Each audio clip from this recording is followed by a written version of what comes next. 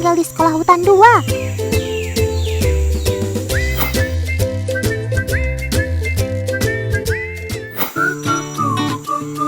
Disinilah orang-orang hutan dewasa tinggal. Ya, semacam asrama gitu deh. Si Kopral ini usianya sudah 13 tahun. Dia termasuk senior di sini.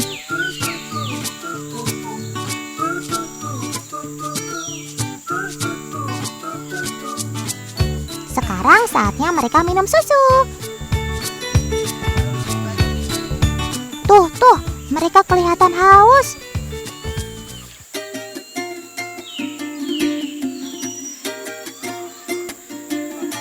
Ayo, jangan berebutan, Sob. Mendingan antri deh.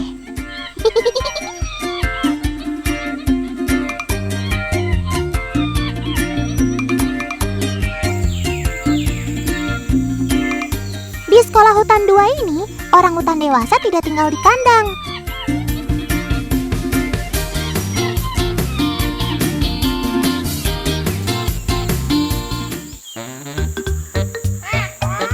Nah, kecuali jika ada yang sakit atau kena hukuman karena kabur atau mengganggu kampung rumah warga.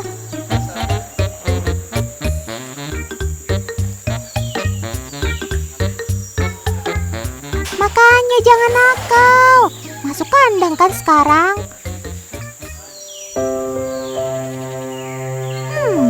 Teman di rumah ternyata dari tadi memperhatikan tangannya ya. Ceritanya panjang, teman. Baiklah kalau kalian memaksa. Otan akan ceritakan bagaimana akhirnya si Kopral hingga berada di sini. Kejadian ini terjadi sekitar 10 tahun yang lalu. Kopral sendiri tidak tahu pasti kejadiannya. Saat itu ia berumur 3 tahun. Hal yang ia ingat, tiba-tiba saja Kopral sudah berada dalam sebuah mobil dengan kedua tangannya yang sudah penuh luka bakar. Rasanya sangat sakit, tapi semakin lama tangannya semakin dingin. Tiba-tiba dia sudah berada di satu tempat. Awalnya ia tidak tahu tempat apa itu. Namun kemudian baru ia tahu kalau tempat itu adalah Samboja Lestari. Mobil yang membawanya ternyata mobil taksi, dan supir taksi dibayar oleh seseorang, lalu disuruh untuk mengantar Kopral ke sini. Setelah diperiksa dokter, ternyata kedua tangan Kopral terluka cukup parah. Satu-satunya cara untuk menyelamatkannya adalah dengan mengamputasi kedua tangannya. Ya ampun Kopral, Otan jadi ikutan brebes milin nih. Sedih ceritainnya. Tapi kalau sekarang sih, si Kopral sudah tidak merasa sedih dengan kondisinya sekarang. Walaupun ia kehilangan tangan, tapi ia masih bisa beraktivitas seperti biasa.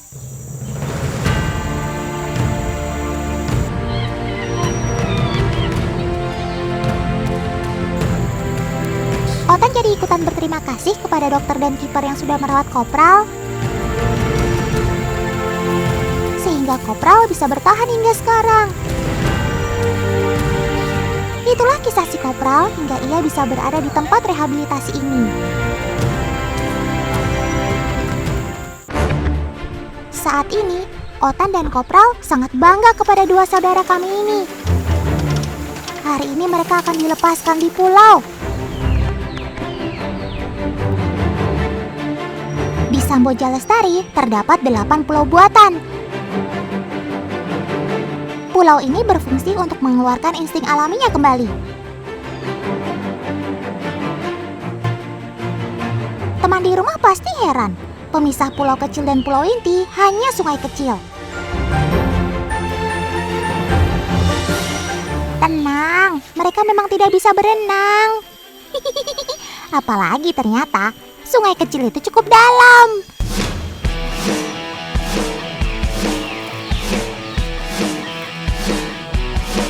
Selamat saudaraku, kalian memang sudah pintar-pintar. Jaga kesehatan di sana.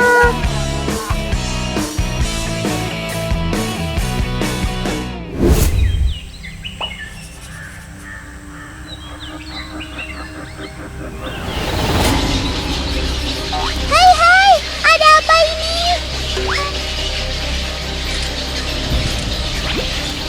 Sudah,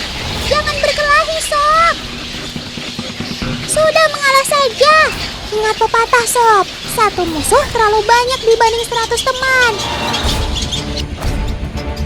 Jadi mendingan damai saja deh. Ada apa sih dengan kalian? Kan semuanya bisa diselesaikan dengan baik-baik.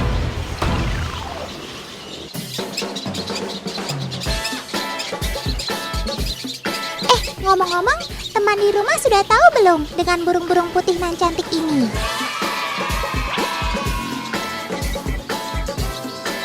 Baiklah, sekarang Otan kenalin ke kalian semua.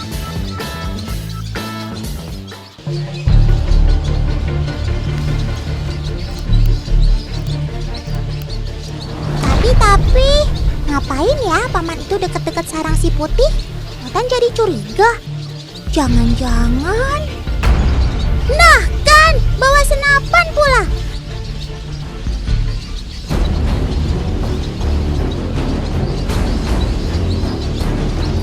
Paman ini pasti pemburu burung.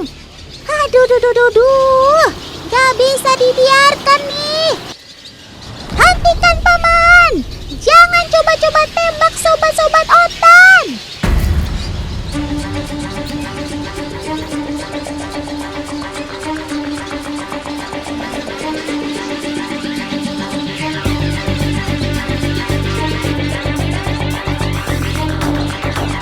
Oi, nyuwun ngapunten, Pak. Aja bedil manuk neng kene iki. Syukurlah, untung aja ada warga yang berhasil mencegahnya. Setuju, Paman. Sobat Otan itu memang harus dilindungi dan tidak boleh diburu. Jangan pernah kembali lagi ke sini ya kamu, Paman pemburu. Sobat Otan ini memang menawan ya, teman. Gak heran, banyak yang ingin memburunya. Tapi ngomong-ngomong, kalian sudah tahu belum siapa sebenarnya Sobat Otan ini? Ia adalah burung kuntul. Sekilas memang mirip burung bangau. Kaki dan lehernya sama-sama panjang. Ukuran tubuhnya lebih ramping dan lebih kecil dibandingkan bangau. Dan kalau terbang, lehernya membentuk huruf S.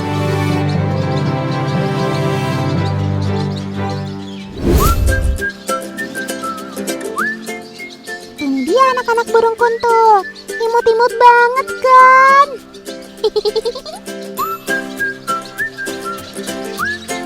Saat baru lahir seperti ini, mereka harus terus diawasi. Mama dan papanya tidak bisa meninggalkannya berlama-lama. Anak-anak burung kuntul ini lumayan doyan makan loh. Setiap jam, kedua orang tuanya bergantian membawakannya makanan. Jangan sampai generasi penerus mereka mati kelaparan.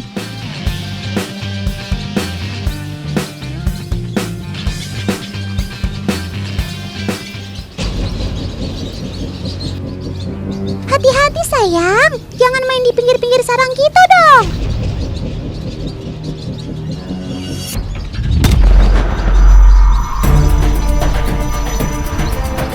Wah! Sob, anak kesayanganmu jatuh. Tolong! Tolong! Om, Tante, Emak, Bapak, siapa saja deh, tolongin baby kuntul ini dong. Duh, mana sih mama papa kuntul ini? Oh iya teman, kalau sudah terjatuh begini, induknya tidak bisa berbuat apa-apa untuk menolongnya.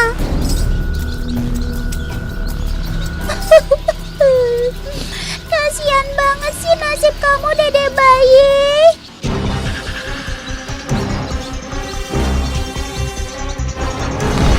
Wah, sekarang masalah lebih besar mendekat nih.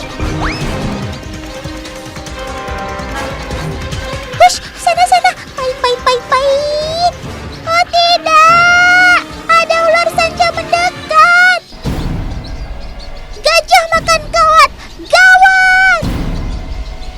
Tidak.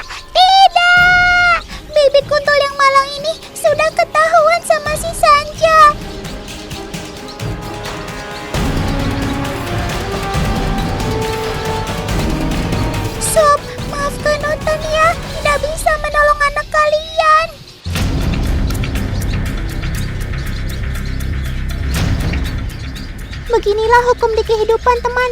Siapa yang kuat, dialah yang berkuasa.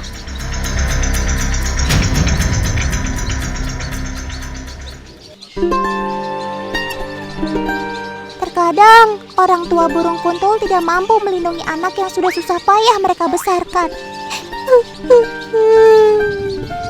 Iya sih. Yang sabar ya, Sob. Semoga kamu segera diberi keturunan lagi. Sebenarnya nggak cuma menjadi makanan ular aja kekhawatiran mereka, teman. Terkadang, mereka harus menyaksikan anaknya yang jatuh mati kelaparan. Sebab bayi kecil yang jatuh tentu saja belum bisa mencari makan sendiri. Si kecil belum tahu caranya. Dan akibatnya, ia akan mati kelaparan.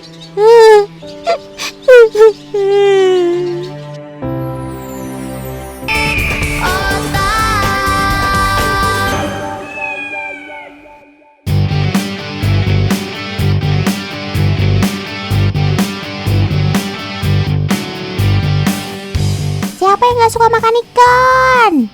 Ih, rugi banget loh. Ikan kan kaya sama asam lemak omega 3. Zat ini mampu menekan peradangan dan menjaga sistem kekebalan tubuh. Hayo, jangan malas makan ikan ya kalau mau tetap bugar. Setahu Otan nih, ada salah satu jenis ikan yang paling enak dan bergizi tinggi loh. Apa hayo? Yap, tepat sekali. Ini dia, ikan tuna sirip kuning. Selain enak dan bergizi, ikan ini juga terkenal mahal harga dagingnya. Jika ikan-ikan tuna ini dibawa dan dijual dari Bitung sini ke Jepang sana, harganya bisa mencapai puluhan, bahkan ratusan juta per ekornya loh. Ada yang tahu nggak kenapa daging tuna ini mahal? Ya, benar. Salah satunya karena daging Sobat Otan ini kaya akan kandungan protein dan hanya memiliki sedikit lemak. Ya iyalah, gimana lemaknya nggak sedikit? Si tuna ini kan perenang yang handal dan juga termasuk ikan penjelajah. Mereka selalu berpindah secara berkelompok ke seluruh penjuru dunia loh. Dengan pergerakan seperti itu, pantas saja lemaknya sedikit. Nah, mumpung ada di Bitung sini, ikut Otan yuk ke tempat pengolahan daging si sirip kuning ini. Check it out ya teman. Sikat. Ternyata nggak cuma baju yang disikat. Ikan tuna ini juga harus kita sikat loh, biar bersih dan bebas dari kotoran. Nah, kalau sudah bersih, baru deh daging si ikan penjelajah ini disimpan dalam wadah berisi es. Suhu dingin ini bisa cegah pembusukan daging ikan loh. Ikan pun jadi segar terus deh.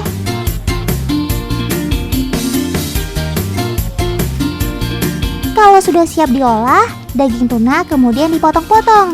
Bagian kepala dan juga sirip-siripnya yang tak mengandung banyak daging dipisahkan. Ingat ya, yang diambil hanya yang bagian dagingnya saja.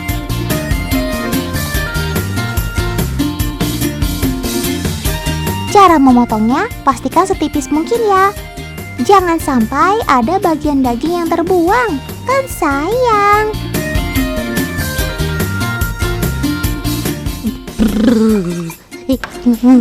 Ngomong-ngomong, di dalam pabrik ini dingin banget. Otan sampai gemeter kedinginan gini.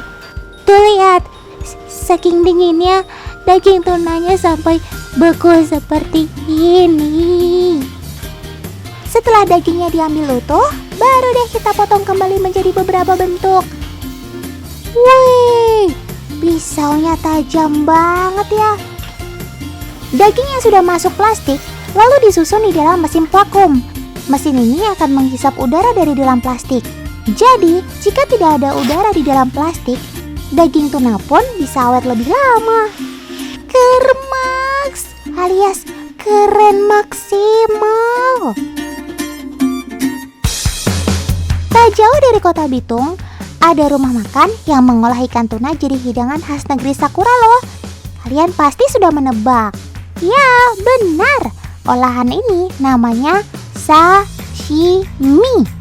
Ya jelas aja bahan utamanya daging ikan tuna. Warnanya yang cerah serta teksturnya yang berlapis bikin Otan gak sabar pengen cepet makan nih. Jangan heran ya, daging ikan tuna bisa kita makan walaupun tidak dimasak. Soalnya daging ikan ini punya kandungan parasit paling sedikit dibanding ikan jenis lain. Nah, soal rasa, jangan ditanya, tak ada lawan. Mantap. Siapa sih yang gak suka sama pedasnya sambal? Teman di rumah pasti ada yang suka makan sambal kan? Ibarat makan sayur tanpa garam, mayoritas orang di Indonesia pasti gak boleh ketinggalan deh sambal di makanannya. Kalian tahu nggak? Sambal juga bisa dibuat dari bahan ikan tuna loh. Penasaran sama rasanya? Kuilah, ikutin Otan ke tempat pembuatan yang ada di Surabaya, Jawa Timur.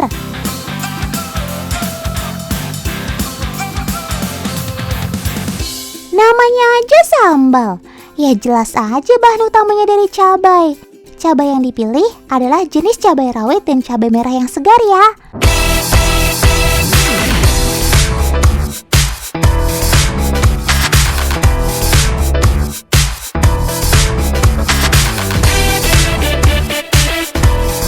Biarpun rasanya pedas, cabai mengandung beta karoten yang bermanfaat buat kesehatan mata dan kulit loh. Si cabai tentu tidak sendirian. Supaya makin mantap, dibutuhkan juga tambahan bumbu seperti bawang merah, bawang putih, dan beberapa rempah lain. Dan tentu saja daging ikan tunanya. Satu persatu bahan tadi dimasukkan bergantian ke penggorengan. Setelah sambal hampir matang, baru deh masukkan potongan daging ikan tunanya. Lalu masak kembali sampai benar-benar matang.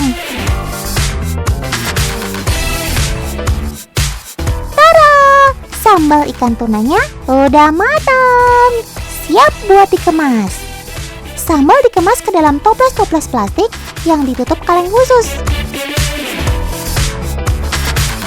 Selain bikin sambal tetap terjaga kehigienisannya, penutup kaleng ini dilengkapi tarikan kait biar gampang dibukanya. Mirip kayak minuman kaleng gitu deh, praktis kan? Nah, sambal lezat dalam kemasan yang cakep ini tinggal dipasarkan ke tempat tinggal kalian deh. Mantap!